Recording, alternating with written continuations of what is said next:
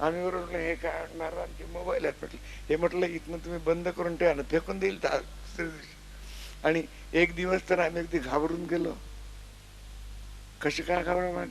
आमची खोली बंद असते काय, आणि त्या खोली बंद असते, खोलीत आम्ही एकटे होतो तेव्हा. आणि मग आम्ही उठल्यानंतर आम्हाला आवाज आला, जागो जागो. एका बाईचा आवाज आला. म्हटली बाई कुठून घुसली काय? रात्री आमच्या खोलीत येऊन बसली, जागो जागो करून राहिली. किती काय ते आम्ही एकदम तबला मास्तर मग गजानन गजानन इथे कोण बाई आहे रे का? आता मोबाईल आहे म्हणतो. म्हटलं फेकू काय उचलून इथे. म्हटलं ते बाई तिथे बोलते का तो जागो, त्याने आपल्यासाठी लावून दिलं ते जागो जागो तिथे. म्हटलं म्हणजे लोक ऐकणारे काय म्हणतील की महाराज बाई खोलीत आहे महाराज इकडे. तेव्हा असा हा मोबाईल आहे. पूर्वी आमच्या 6 वर्षाच्या श्रीकृष्णाजवळ मोबाईल होता. कुठे ठेवला होता आता माहिती नाही. आम्ही बरोबर कृष्ण लिहिल तेव्हा सांगू कसं येतात तर तेव्हा. आणि बघा पूर्वीचं विज्ञान कसं होतं.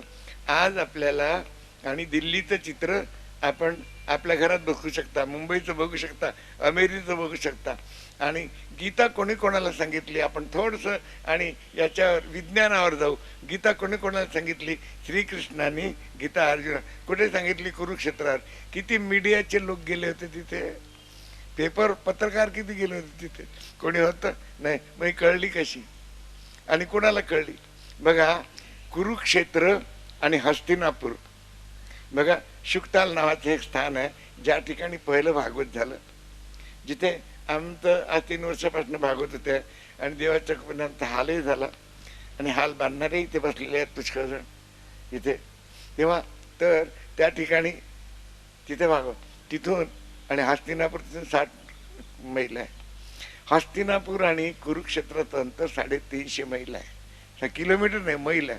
आणि तिथे कुठे तर संजय व्यासांचे शिष्य इथनं ऐकत होते, ते दृश्य बघत होते. याला काय म्हणणार आपण? दूरदर्शन आणि दूरश्रवण म्हणजे आपलं रेडिओ आणि टीव्ही. गोपींना दूरदर्शन आणि दूरश्रवण दोन्ही सिद्धी प्राप्त होत्या तिथे. म्हणजे हे तेव्हा म्हणजे त्यांच्याजवळ कोणता टीव्ही सेट होता मग एक काय, आणि एक पोर्टेबल टीव्हीच होता की त्यांच्या.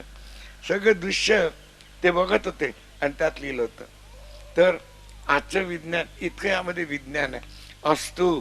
तेव्हा वेद व्यासांनी सांगितलं की वेदाचं पृथक्करण मी केलेलं आहे, हे केलं. त्या नारदांनी काय सांगितलं की आपलं ज्ञान परिपक्व झालेलं आहे. आत्मा अनात्मा याची आपण खूप चांगली चर्चा केलेली आहे. ही आपली योगक्रिया परिपूर्ण झालेली आहे. पण अजूनपर्यंत आपण बालकृष्णाला आपल्या मांडीवर घेऊन त्याच्या प्रेमलीलांचं वर्णन केलं नाही. पुन्हा पंचायत आले की नाही, आता बालकृष्णाला मांडीवर घ्यायचं कसं? म्हणजे कुठेतरी जावं लागेल पाहायला, यशोदा कुठे आहे ते पहा, तिथे बाळाला मांडीवर ते हे काय नाही, काही गरज नाही. आपल्या मांडीवर देखील तो येऊ शकतो. विश्वास ठेवा याच्यावरती. जीवनाची संध्याकाळ आहे, केव्हा रात्र होईल याचा भरोसा नाही आहे. आम्ही सांगितलेल्या गोष्टी लक्षात ठेवा आणि मृत्यूच्या अगोदर भगवंताचं दर्शन करा.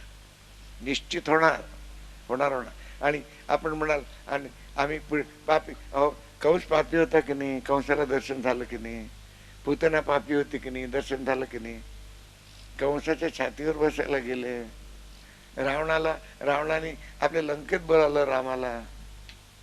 रावण हुशार होता. रावण नीतीचा एक ग्रंथ आहे आणि त्याच्यावरती आणि किती जबरदस्ती लिहिलं त्यांनी. सामवेदाचं गान रामायण करायला लागलं की अप्सरा ऐकत होते ते गान. इतका सुंदर गाणारा होता रावण, संगीतज्ञ होता रावण. मी असं का केलं? काही नाही. का सीतेला त्यांनी हात लावला का? काही हात नाही लावला त्यांनी. सीता अशोक वाटिकेमध्ये ठेवली होती, आपल्या महालात नाही ठेवली त्यांनी. सीता असतो तर तो आपल्याजवळ बरोबर येऊ शकतो. मग 2 प्रकारचे दर्शन असतात बघा. एक असते मानसिक दर्शन आणि एक असते चाक्षुष दर्शन. मानसिक दर्शन म्हणजे मनाने दर्शन करणं. आम्ही म्हणाल आम्ही श्रीकृष्णाला बघितलं नाही, रामाला जी आपण मूर्ती बघितली, जे आपण चित्र बघितलं, बस त्यातच आपण ध्यान करा. ते बघितलं ना, अगोदर आपल्याला त्या स्वरूपामध्ये दिसेल. ज्या स्वरूपामध्ये आपण ध्यान करता त्या रामदास स्वामींचे एक प्रत्यक्ष उदाहरण हे इतिहास आहे. आम्ही आपल्याला सांगू आज नाही, जरा लांबलंच काय. त्यांचा अभिज्ञात नावाचा शिष्य होता, त्याला सगळं दाखवलं त्यांनी. कुठे दाखवलं तो विचार सज्जनकडला बसला होता, बाकी सगळे निघून तू इथे राहत बरं यार तुला का रे, तुला रामदास स्वामींनी विचारलं, जास्त नाही सांगत होता, अभिज्ञात तू गेला होता. नाही म्हणे महाराज, त्यांनी यात्रा केली, तुम्ही यात्रा केली, मी तुमचं दर्शन केलं, मला यात्रेचं फळ मिळालं. रामदास स्वामी कसं त्याला फळ देतात आम्ही सांगू, इतिहास आहे हा, हे नाही. तेव्हा आपल्या घरामध्ये आपण सहज दर्शन करू शकता. मानसिक दर्शन आणि चाक्षुष दर्शन म्हणजे डोळ्यांचं. आपल्या गुरुंनी आपल्याला ज्या देवाचा मंत्र दिला असेल, राधेश्याम, गुरुंनी आपल्याला ज्या देवाचा मंत्र दिला असेल त्याचं रूप आपण आणि मानसिक रूपाने त्याचं ध्यान करत जा. नामस्मरण चालू ठेवा आणि त्याचं ध्यान चालू ठेवा. आपण चमत्कार तर बघा, भागवत आपल्याला आधी साक्षात्कार करवतो आणि हे आधी अनुभूती करवतो आणि नंतर साक्षात्कार करवतो, व्हायलाच पाहिजे. तेव्हा आणि मग तर नारदाने सांगितलं की तुम्ही त्याला मांडीवर घ्या. मग नारद आपलं जीवनचरित्र सांगतात. पूर्व इतर ग्रंथांमध्ये नारदाच्या 4-5 जीवनाबद्दल लिहिलेलं आहे. वेळ भरपूर असला तर आम्ही सांगतो, नाही तर जितकं भागवतात लिहिलेलं आहे तेवढंच सांगतो. मग नारद सांगतात, पूर्वजन्मामध्ये मी एका दासीचा मुलगा होतो. माझी आई लोकांच्या घरी धुणं भांडी सदा सारवण हे सगळी कामं करायची, स्वयंपाक करायची आणि संतांच्या सान्निध्यात जास्त राहायची. आता दासीपुत्र असल्यामुळे माझे सगळे मित्र भिल्ल गवार हे सगळे मित्र, कारण जैसा मिले संग वैसा लगे रंग. आपल्या मुलांवर संस्कार चांगले करा, लक्षात ठेवा, नाही तर मुलं बिघडायला वेळ लागणार नाही. आजकाल TV आणि हे कम्प्युटर हे मुलांना बिघडणारं झालेलं आहे, अतिशय झालेलं आहे. तेव्हा फटाफट त्याच्यावर गेम खेळतात, हे अशी डोळे खराब करतात. लहान लहान पोरांना चष्मे लागलेले आहेत सगळे तिथे. आणि TV काय काय करतो बघा, त्यातले चित्र कशी चित्र असतात, कशा बाया दाखवतात, कसे आपल्या संस्कृतीला शोभणाऱ्या गोष्टी आहेत काय नाही. तेव्हा तर त्यांच्यावर संस्कारी मुलगा संस्कारी व्हायला पाहिजे, याच्याकडे लक्ष ठेवा. त्याला इंजिनियर करून नका, असं नका करू, असं का, असं नाही आमचं म्हणणं नाही. पण त्यांना संस्कार बरोबर त्यांचे व्हायलाच पाहिजे, संस्कार झाला पाहिजे. मोठमोठे इंजिनियर डॉक्टर आमचे शिष्य आहेत, पण आम्ही कोणाला त्यांना संस्कार, ते सगळे संस्कारी आहेत, पोरं इथे आहेत. संसार सोडायला नाही सांगत आम्ही, आपलं संसार करा, आपलं काम करा बरोबर. आणि तर त्या ठिकाणी नारदांनी आपलं जीवनचरित्र सांगितलं की माझी आई इथे, आईला काळजी वाटायची की माझ्या मुलाचं व्हायचं कसं. अनायासेच आमच्या गावामध्ये काही संत आले आई, आणि गावातल्या लोकांनी त्यांना चातुर्मास करायला ठेवून घेतलं. आता संतांची सेवा करायला कोणाची तरी आवश्यकता असते, त्यामुळे मला तिथे नियुक्त केलं. अगदी रिकामटेकडा बघून माझं अभाग्य, संतांची सगळी सेवा करायची. आणि आधी मला असं वाटलं गुंडांमध्ये खेळत होतं, आधी असं वाटलं काय, आणि नंतर त्यांच्या सान्निध्याने मला इतकं बरं वाटायला लागलं. त्यांनी माझं नाव हरिदास ठेवलं. हरिदासा तू जेवलास, उपाशी नको राहत जा. त्यांनी विचार केला की संत माझी किती काळजी करतात, आणि संत सगळी कामं मी करायचं. संतांचा पूजेची तयारी करून ठेवायची, त्यांची वस्त्र धुवून टाकायचे, त्यांची जेवणाची भांडी घासून टाकायची, आणि ते स्वयंपाक आपल्या स्वतःच्या हाताने करत होते. स्वयंपाक केल्यानंतर देवाला नैवेद्य दाखवून एका आणि पानावर, पत्रावळीच्या पानावर किंवा केळीच्या पानावर माझ्यासाठी काढून ठेवायचे आणि सांगायचे, हरिदासा तुझ्यासाठी हा प्रसाद ठेवला, तू ग्रहण कर. नारद व्यासांना सांगतात, संतांच्या अगोदर मी कधीच खाल्लं नाही. तेव्हा ते सांगायचे की बेटा तू खाऊन घे, तुला भूक, हो खाईल मी. आणि संत आपली पूजा करत बसायचे, मी देखील त्यांची पूजा बघायचा. बघा, एकाग्रतेने जो पूजा करेल त्याची पूजा, एकाग्रतेने जो बघेल, दोघांना फळ बरोबर मिळते. आपण शिवलीलामृत वाचताना, म्हणजे शिवपुराणामध्ये याच्याबद्दल जास्त लिहिलेलं आहे. शिवलीलामृत आणि थोड्या प्रमाणात महानंदीची कथा आपण वाचता. 11व्या अध्यायामध्ये महानंदा महाशिवरात्रीला जेव्हा गंगेच्या किनाऱ्यावर आणि शिवपूजन करत होती, तिची पूजा एका पिशाचिनी झाडावरून बघितले, वाचता आपण त्यामध्ये. आणि जे फळ महानंदेला मिळालं तेच फळ पिशाचिनीला मिळालं. तर पूजा करणारा एकाग्रतेने पूजा करतो, ती पूजा आपण एकाग्रतेने बघितली किती. एक गोष्ट आणखी सांगू, पूजा करताना आपण जर देवाला नैवेद्य दाखवला, पाणी फिरवलं आणि तिथे जर समजा आपला लहान मुलगा वगैरे आला आणि त्याने उठून खाल्लं, त्याला मारू नका. देव आलाय तो, त्या रूपामध्ये तो आला, त्याला खाऊ द्या. आम्ही असे बसलो, लहान मुलं आले, आम्ही सगळं खाऊ घालून देतो त्यांना. देवा तू या रूपामध्ये आलेला म्हणतात. एका ठिकाणी आम्ही बघितलं, बाई हे मार नैवेद्य दाखवते, लहान मुलगा आला तिथे आणि आणि रांगत रांगत आला, त्याने तिथे हात लावला, ते खायला लागलं. तिथे बोला काय करते. आम्ही तिथे हे काय करते म्हटलं, देवाला बोलते. अरे रोज येत नाही तो, याच वेळेला कसा आला. बरोबर तू नैवेद्य दाखवावा, तुझे डोळे बंद हवे आणि त्याने यावं. त्याला काय माहिती होतं. अगदी ना समज मुलगा तिथे गेला खायला, खाऊ द्यायचं त्याला. अशा वेळेला त्यांना मना नका करू, देव आलेला आहे. आपल्याला देव नाही असं नाही, आपल्या मागे पुढे 24 तास देवच देव असतो, तोच आपली रक्षा करतो. आम्ही आपल्याला प्रत्यक्ष उदाहरण सांगितलं. आम्ही इथे बसलो, आमची प्रकृती खरोखरी भयंकर त्रास आहे. इथे आपल्याला काही जाणवते काय त्रास आहे म्हणून. सगळ्यांना अडचण की हा म्हातारा नखरे करतो नुसता, दुखत दुखत काय नाही लेखायचं नाही, इतकं बोलतो काय म्हणून शक्यच नाही. आता पाहता आपण औषध दिलेले आहे, ते हे करतात तेव्हा तर आपण त्याच्यावर पूर्णपणे विश्वास ठेवा. नारदांनी आणि सांगतात व्यासांना, आणि मग संतांचं झाल्यानंतर मी पूजा करायचं. आता पूजा करताना संत मन द्रवित व्हायचं. आपण पूजा कशी करता, आणि दशमस्कंदामध्ये सांगू आपल्याला आपली पूजा कशी असते. आपल्या पूजेमध्ये बघा, आपण कामामध्ये रामाला बघा, रामामध्ये आपल्याला काम दिसेल, आपल्याला नाही समजा. काही आम्ही पुष्कळ ठिकाणी बघितलं, वेळ मिळाला थोडसा किंवा त्याला आता माळ घेऊन बसा, थोडा माळ घेऊन बसतात.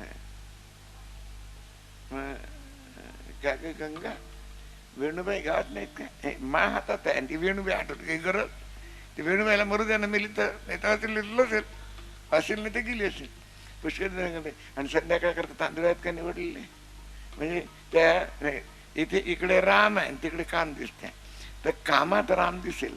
काम करताना आपण रामनाम घेत राहा. सर्वेषु कालेषु मामनुस्मर युद्धचं गीता सांगते ना. युद्ध करणं म्हणजे लोक म्हणतात, लोक या गीतेच्या श्लोकावर आक्षेप घेतात. काही किती मूर्ख आहेत बघा. आमच्यासारखा असेल कोणी मूर्ख एखादा. कारण युद्ध 24 तास असते काय, ते धर्मयुद्ध होतं. संध्याकाळपर्यंत युद्ध व्हायचं, मग बरोबर जेवायचे. अर्जुन युद्ध झाल्यानंतर भीष्माचार्यांना झोपायला जायचा. भीष्माचार्याचं अंग भीष्माचार्य तो दाबून द्यायचा, त्याचं भीष्माचार्य जवळ घेऊन झोपत होते अर्जुनाला. सकाळी जाताना भीष्माचार्यांना नमस्कार करायचा, आशीर्वाद द्यायचे जा बेटा. आणि आश्चर्याची गोष्ट सांगू, अर्जुनाशिवाय कोणाचे बाण भीष्माचार्यांच्या शरीरात जाऊ शकत नव्हता. थोडी पंचायत आहे, भीष्माचार्याला अर्जुन मारेल काय. ही जी शरशय्या केली होती ना, ती अर्जुनाने करून द्यावी लागली अर्जुनाला. डोकं खाली जायला लागलं होतं, इतकं महाभारत सांगायला वेळ नाही. डोकं खाली जायला लागलं होतं तेव्हा दुर्योधन तिथे बाण, त्यांनी सांगितलं तू थांब, बाण अर्जुन ठेवेल तिथे. अर्जुन आणतील, इतकं प्रेम होतं. त्या अर्जुनाला मारतील ते, त्यांची प्रतिज्ञा आहे. आपण तर तुमच्या सगळं काय लोक उद्या उद्या उद्या म्हणतात. हेच इकडून आम्ही गपचीप ऐकून घेतो, मग इकडे सांगून देतो पटकन, प्रॉम्प्टिंग करतात ते परत. तेव्हा तर त्या ठिकाणी अर्जुन आणि भीष्माचार्य प्रतिज्ञा करतील की उद्या संध्याकाळपर्यंत पृथ्वी निष्पांडव करेल. काळजी कोणाला पडते, पांडवाला नाही काळजी पडत. कोणाला काळजी पडते उद्या पाहू आपण. आपण चिंता नका करू, आज आपली काळजी दुसऱ्याकडे लावून नाही. आपल्याला माहिती आहे, एक नोकर असतो ना, त्या नोकराला स्वतःची काळजी नसते. काही उलटसुलट करायला गेला तरी त्याची काळजी शेठजीला असते. तो पकडला गेला तर शेठजीला करायला लागते. त्याला लागतं की नाही, त्याला काहीच नाही करायला लागत. तेव्हा मी शेतचा नोकर आहे, तसे आपण सगळी जबाबदारी त्याच्यावर सोपून त्या सगळं करत होतो. काय नाही करत. अर्जुनाचे घोडे तो धुत होता. कळेल ना आता आणखी तो काय काय करत होता, उद्या कळेल, आज माहिती नाही आम्हाला. उद्या इथे बसून पटकन प्रॉम्प्टली ऐकून घेऊन सांगून देऊ असतो. तेव्हा तर आणि त्यांची पूजा एकाग्रतेने व्हायचे, त्यांचं मन द्रवित व्हायचं. माझं देखील मन द्रवित झालं. त्यांनी जवळ बोलावलं आणि विचारलं. संत परीक्षा घेत असतात, लक्षात ठेवा. जवळ बोलावलं, सांगितलं, हरिदासा तू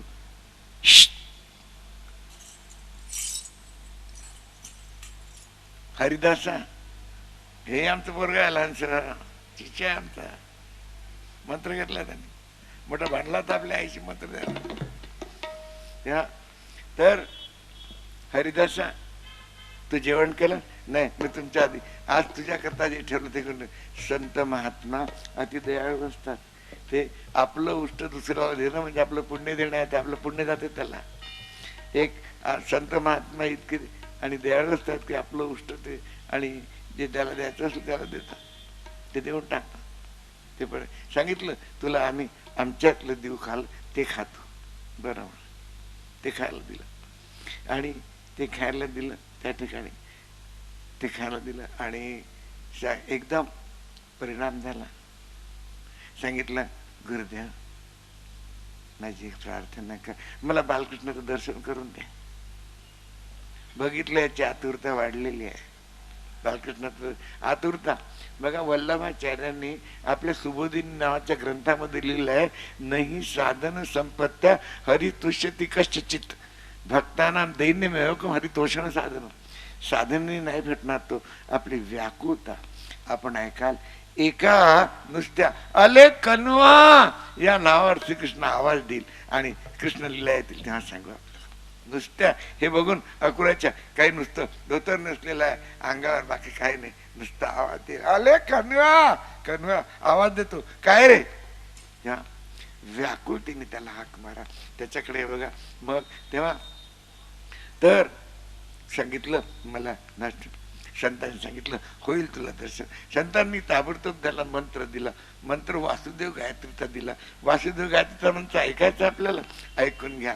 नमो भगवते तुभ्यं वासुदेवाय धीमहि प्रद्युम्नानिरुद्धाय नमः संकर्षणायच. हा वासुदेव गायत्रीचा मंत्र आहे. सांगितलं बेटा सतत जप करत राहा, उठताना बसताना आणि कुठे 24 तास जप चालू ठेवा. कुठेही गेले तरी जप चालू ठेवा. आपल्याला शंका येईल, शौचालयात गेलं तरी जप चालू ठेवा. माळ वगैरे घेऊ नका. आता मनातल्या मनात जीव गोस्वामीची आम्ही आपल्याला कथा सांगू. ते संडासात गेलं तरी राधे राधे राधे राधे. त्या गुरुंनी सांगितलं जीव धरून ठेवले ते हातात. मग काय झालं सांगू पुढे. नामस्मरण आणि 24 तास करा. झोपताना नामस्मरण करत करत झोपा आणि चमत्कार बघा. तेव्हा तर आपलं जीवनचरित्र सांगितलं आणि तिथे संतांचा चातुर्मास संपला. जाण्याची वेळ आली. आपलं सामान गुंडाळलं. याने आपलं सामान गुंडाळलं. सांगितलं हरिदासा कुठे येतो? मी आपल्याबरोबर येतो म्हणा. तू आमच्याबरोबर नाही येऊ शकत. तुझ्यावर तुझी जबाबदारी आहे. आपली जबाबदारी सोडून घर नका सोडू. कधी नका. शास्त्र नाही सांगत घर सोडा म्हणून.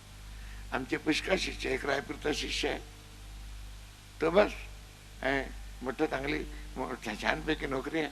सो मी भागवत करेन. मी तुमच्यावर म्हटलं थबाडीत कशी चल लग्नच करत नाही म्हणाला. लग्न काय नाही करत. त्याची वेळ महाराज आणि याचं लग्न झाल्यावर मुलगी लग्नाची झाली. याचं लग्न हा करत नाही म्हणतात. तिचं लग्न झालं. म्हटलं करेल तर तुम्ही मुलगी बघा. तो म्हणे गुरुदेव गुरुदेव थोडीत मला म्हटलं लग्न करायचं आहे कारण आम्ही मुलगी बघतो. म्हटलं चला. बघितली मुलगी, लग्न झालं, 2 मुली झाल्या. येतो देखील आणि काम सोडून द्यायचं नाही, नोकरी धंदा सोडायचा नाही, ते करायचं. आत्मनिर्भर माणसांनी व्हायला पाहिजे, जरूर व्हायला पाहिजे. तेव्हा तर सांगितलं त्यांना की तुझी जबाबदारी आहे. तुझी आई विधवा आहे. तुझ्या आईचं सगळं प्रेम तुझ्यावर आहे. तू तिला सोडून. प्रत्येक माणसावर 3 ऋण असतात. एक पितृऋण, एक देवता ऋण आणि एक ऋषी ऋण. आपण कोणत्याही जातीचा असो, आपण ऋषीपासून झालेलं ऋषीचं ऋण आहे आपल्यावर. आपले ज्या मातापित्यामुळे आपण आलो त्यांचं ऋण आहे आपल्यावरती. मातापित्यांची अवहेलना कधी करू नका. आईची सेवा आपल्याला खूप पुण्य प्राप्त करून देईल. अतिशय. न मातो परदैवतम, वेदामध्ये आहे, ऋग्वेदामध्ये ऋचा आहे, न मातो परदैवतम, आईसारखं दुसरं दैवत नाही आहे कोणतं. याचं प्रत्यक्ष उदाहरण देवाला देखील कमरेवर आठवून 28 युग झाले उभा आहे. पुंडलिक आई बापांची सेवा करतात. सांगितलं मला वेळ मिळाला सेवेतून म्हणजे इथे आणि भेटेल, बसायचं थांब नाही थांब. त्याचं नाव विठ्ठल का पडलं माहिती आहे? त्याचं खरं नाव आहे इठ्ठल. एक वीट फेकली त्या विटेवर उभा राहा. तुला दुसरं काय सोपाचट होता, हे गालीचे होते, काहीच नाही. एक वीट दिली. सांगितलं ही सेवा झाल्यानंतर बोलतो, वेळ असेल तर उभा राहा, नाही तर जा. उभा आहे. किती झाले? 28 युग. युगे 28 उभा विटेवरी. तो इठोबा आहे, त्याचा विठोबा करून टाकला. तेव्हा तर सांगितलं तुझ्या आईची जबाबदारी आहे तुझी. संत निघून गेले, सेवा करायला लागला. एक दिवस जप करत असताना संध्याकाळच्या वेळेला आई गौशाळ्यामध्ये गेली आणि आईला सर्पदंश झाला. आईला सर्पदंश झाला, आईचे प्राण निघून गेले. माझ्या सुखाकरता सतत बिरबिरणारी नजर कायमची निघून गेली. वाईट वाटलं. जे काही होतं ते आईच्या उत्तरक्रियेमध्ये खर्च केलं. आता जवळ काय काय नाही. गुरुने दिलेला मंत्र याच्यासारखा निधी दुसरा नाहीच. अहो, ज्या मंत्रामुळे आपल्याला प्रत्यक्ष परमेश्वराचं दर्शन होते त्या मंत्रापेक्षा आणखी काय पाहिजे? आपल्याला काय नाही मिळू शकत. तेव्हा त्या मंत्र आणि घेतला आणि ताबडतोब मंत्राच्या सहारा उत्तर दिशेला गेले. बसले जाऊन तिथे आणि बस नमो भगवते तुभ्य वासुदेवादेव. पण हा विचार नाही केला की मला जेवायला कसं मिळेल कसं मिळेल. तर दिवस गेला, संध्याकाळ. दुसऱ्या दिवशी माध्यान्हाची वेळ झाल्याबरोबर आणि नामस्मरण सुरू आहे. कानावर आवाज आला, नातांनो याचा अनुभव करा, सतत नामस्मरण करा. आपल्या घरी भगवंत आहे का? जो ज्या घरी राहत असेल, कोणी झोपडीत राहत असेल, कोणी महालात राहत असेल, तिथे आपण त्याची वाणी आहे का? जीवनाची संध्याकाळ आहे. आम्ही वारंवार सांगतो आपल्याला हे शब्द लक्षात ठेवा. सतत नामस्मरण करा आणि त्याची वाणी आपल्या घरामध्ये आहे का? कुठे जावं लागणार नाही. याची प्रत्यक्ष उदाहरणं भागवतात काही येतील ती आपल्याला सांगतो. आमची सुखी माई बालविद्ध असते आणि एकच इच्छा असते की माझ्या श्रीकृष्णाने मला आई म्हणून हाक मारावं. आई म्हणून आई ऐकल्याशिवाय तिचे आणि तिचे प्राण गेले कुठे आपण बघू. सुख्या माईचा प्रसंग येईल 5व्या दिवशी येईल तो प्रसंग, त्यावेळेला आपण बघू. तर आपण सतत नामस्मरण करा. उठताना बसताना कोणतेही काम करताना मनातल्या मनात चालू द्या. कोणी समोर असेल तर दोन नका मनात म्हणत. आपण बघा आपल्या कानावर त्याची वाणी आणि एकदम नामस्मरण करत असताना हरिदासा डोळे उघडले. पक्वान्नाचा ताट समोर. बाबा आपण कोण? तू आणि कालपासून इथे भजन करता मी बघतो ना, मला भजन खूप आवडते. इथे समोर राहतो मी. तुला भूक लागली ना, हे बघ तुझ्याकरता जेवण आणलं. आश्चर्य वाटलं. घे मी तुला भरवतो. भरवायला लागले. कोण आहे? याचं उत्तर गीतेने दिलेलं आहे. अनन्या चिंतयन्तो माम ये जना परिपासते तेषां नित्याभियुक्तानां योगक्षेमं वहाम्यहम्. अनन्य भावाने जो माझं चिंतन करतो त्याच्या योगक्षेमाचं वहन मी करतो. योगक्षेमाचं वहन करणं म्हणजे प्राप्त वस्तूची रक्षा करणं आणि अप्राप्त वस्तू प्राप्त करून देणं. दिवसा मागून दिवस गेले. शेवटी 100 वर्ष प्रत्येकाची पूर्ण होतात. नारद सांगतात माझं शरीर देखील सुटलं. बरेच दिवस मी भगवंताच्या धामात झालो आणि नंतर मी ब्रह्मदेवाचा मानसपुत्र म्हणून जन्माला आलो. ब्रह्मदेवाच्या आणि अयोनी संभव आहेत नारद आणि स्मृतिगामिनी आहेत. स्मरण केल्याबरोबर गमन करणारे. आता आपण त्यांचं नाव घेतो ना, ते इथे आहेत. हनुमानजी महाराज स्मृतिगामिनी आहेत, स्मरण केल्यावर येणारे. तेव्हा तर नारद जेव्हा ब्रह्मदेव ध्यानस्थ बसले होते, एकदम मुखामधनं नारायण नारायण नारायण ही नावं निघायला लागली आणि रोमरोमात नारायण नारायण नारायण नारायण. आणि माध्यान्हाची वेळ आणि 9 वर्षाचा बालक श्रीमन्नारायण नारायण नारायण श्रीमन्नारायण नारायण नारायण नारायण नारायण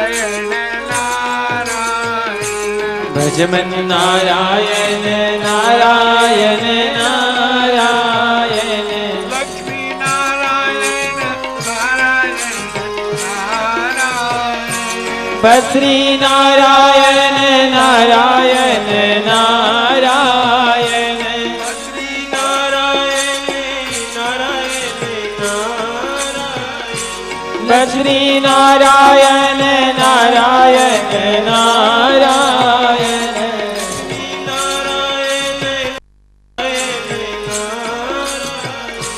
લક્ષ્મી નારાયણ નારાયણ નારાયણ